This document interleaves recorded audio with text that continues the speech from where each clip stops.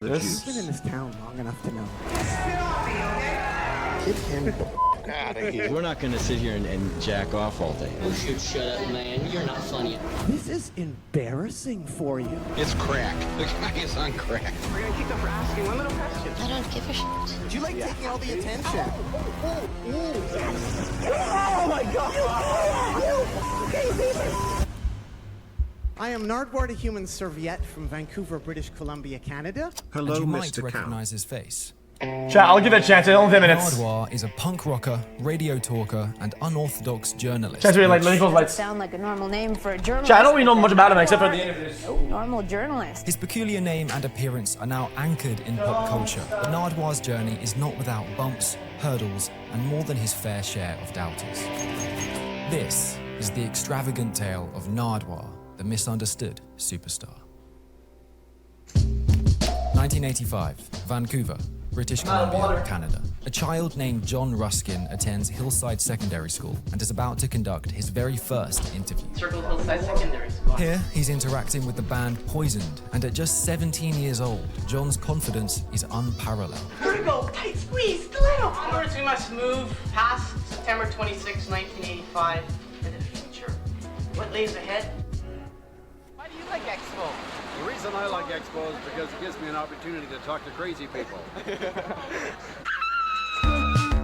A year later, That's in cool. 1986, John attends the University of British Columbia, where he volunteers for the campus radio station CITR. So we've seen the CITR library. Any questions? Jesse, we might have been my on air love, when that happened. please call We were me probably back. on air when that happened. This was John's proper where are introduction you? to the behind the scenes of radio and journalism, and he was enthralled. Surrounded by all things music, CITR was an enlightening experience for John. He quickly became part of the furniture, and it was here that the name Nardwuar originated. There's not much information on what this name means. He insists. It's a name. It's a concept. It's just for fun. John's decision to change his identity is the first evidence of him distancing himself from the crowd.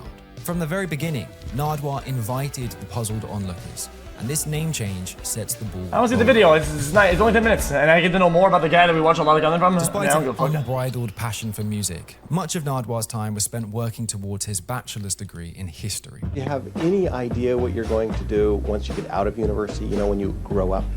Well, my parents have an idea. My dad would like me to be an engineer. And what do you think about that? I'm gonna try to be an engineer, but I don't think I'll be an engineer. Engineering wasn't on his roadmap. But in 1988, Nardwuar combines his newfound hobby of interviewing with an interest in local history. Mr. Turner, can I ask you a question? Tomorrow away. Actually, it's for CITR Radio. I was wondering, who are your main idols, would you say? Your top 3 idols? All right, thanks very much. In 1990, Nardwuar graduates with his bachelor's degree and decides now was the time to go all in on music and journalism. Because there was something very special that Nardwuar hoped to pursue, and that was called the Evaporators. Okay, here we go. We're starting CITR's 50th issue of the Scorner Party. We're the Evaporators. What's that? The Evaporators were made up of Nardwuar as a lead singer, with his friends David, Scott, and Pete behind him. Right from the start, Nardwuar's wild energy was infectious to watch. Inspired by bands like the Sonics, the Cramps, and the Kingsmen, the Evaporators benefited from an absolutely electric frontman. Day to day, Nardwuar mostly contained his brimming excitement for life. But on stage, with that microphone in hand, there was no containing him. That's nice.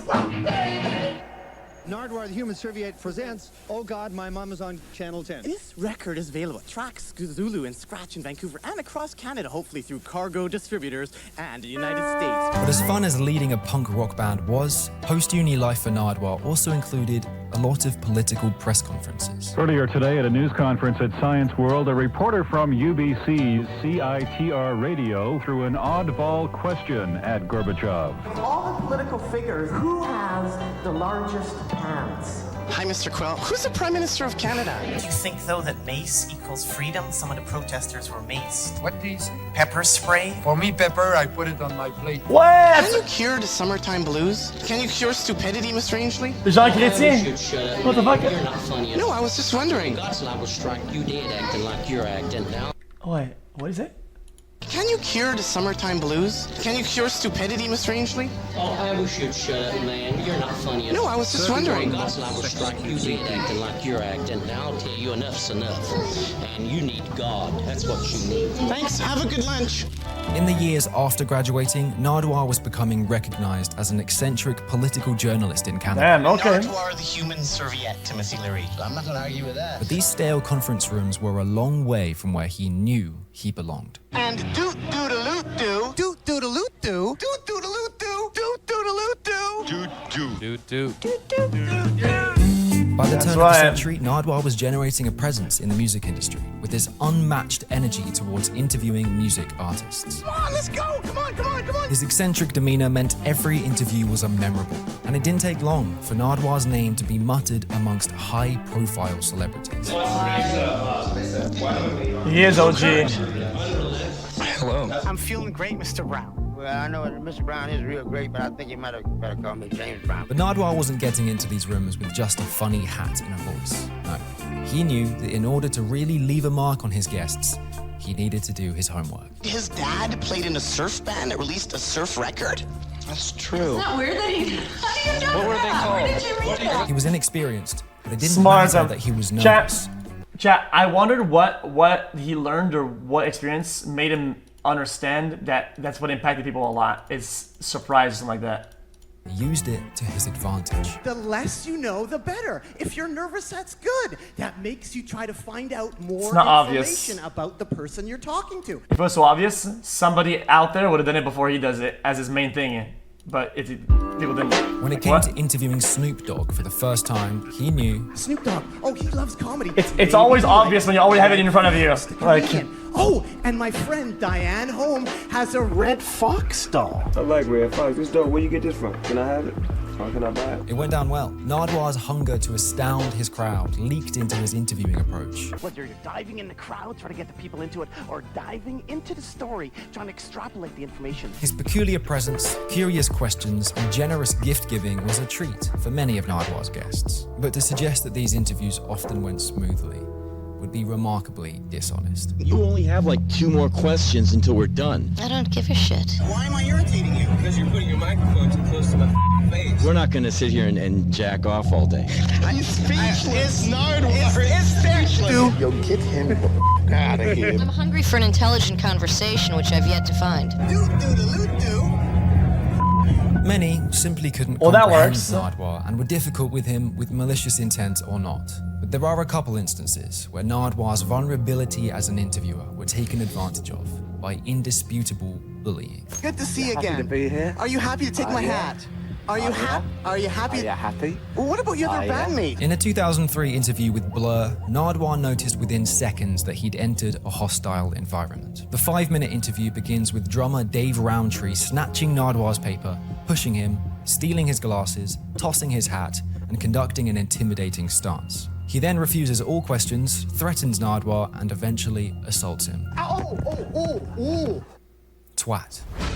He leaves the room 3 minutes in, and then on, the interview becomes a little less painful. Unfortunately, this experience is not unfamiliar to Nardwuar, because 8 years previously, he'd gone through worse with Sonic Youth. This 1991 conversation marks the beginning of Nardwuar's interviewing career, and if it was anyone else, would have also marked the end of it. Things get dirty. Did you record at Conrad Uno's Fun Loft there at all in Seattle? Maybe. Conrad Uno. Hey, just a minute, pal.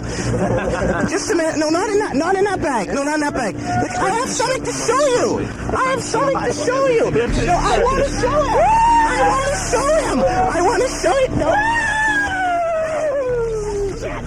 Oh my God. You fucking piece of shit. Guitarist Lee Ronaldo steals Nardwuar's bag and destroys a $100 collector record he was planning to gift them. You were in Seattle, Washington, weren't you, Mr. Sonic Youth? Come on, I'll take a piece of it. Now, that is funny. Oh, wait, come on. Funny, bro. Hey, Zach Renault. Okay, well, we still can fit. I can't believe this. I can't believe this. There are maybe hundreds of instances where the world seemed to tell Nardwuar he was on the wrong path. He breaks convention, upsets the norm. To a lot, Nardwuar is hard to grasp, especially when he was coming through. There is a clear trend in his early years of guests misunderstanding Nardwuar, but if there's one thing we know about him, he doesn't mind. I prepare because I know I'm going to keep doing them over and over and over again. What the fuck? Bro, how the fuck do you know that? Don't you even know niggas from our block? Whoa! What the? How do you know that? I put the same amount of research into every single interview I do. Wait, hold up. How you know that? Yo, I don't know if you're a fucking police or you're just a really good ass journalist. You police? Damn, that's is you the FBI? But still CIA? no welcome This to the jungle. VHS Not cassette one. right here. Oh my god. This is what the fuck I've been trying to find. The minute you think you know something is the minute you should quit. Yo, how do you know this, bro? Most guys who interview me don't have as much personality as you. This is one of the most impressive interviews I've ever experienced in my life. In many ways, Nardwuar is still the same excitable kid from all those years ago. They doubted him, underestimated him, but he's been rock solid, an immovable object in an industry that took a long time to catch up with him. He's battled a brain hemorrhage, a stroke, and heart surgery while never losing that joyful grin. If I can do it, you can do it too. Be curious, forget the doubters, and never, ever forget. Doot doot doot doot. Doot doot. Say goodnight, John. Good night. Yo. Yeah, it's got. I think it's like notoriety and people that know him. That give him, I feel like people now know. You know, I think if you were to rewrite history and remove his past and you were to put him back into the fucking interviews, you might have another one of the videos where people like crush his shit up because people might think either being belittled, whatever, because they don't understand the format. Yo, this is X on the beat, yo. Okay. Wait, you heard my voice as well. That S. Anyone knows that boy? I don't know, he's just so soy. Anyone knows that boy? I don't know, he's just so soy.